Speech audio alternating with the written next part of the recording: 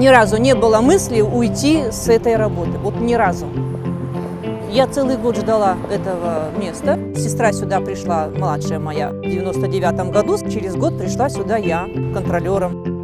Ну и когда меня спросили, почему именно сюда работать, в энергосбыт, наверное, продолжение нашей династии. У меня мама здесь работает, нас у мамы 4, мы все работаем в энергетике. Много работы у контролеров, выявление хищений, проверка оплаты счетчиков.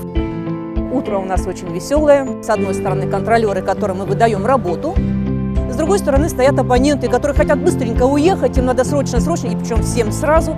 Быть психологом может не каждый. И предугадать настроение абонента и правильно его повести себя с ним тоже может не каждый. Энергосбыт для людей. Там работают люди, люди работают для людей.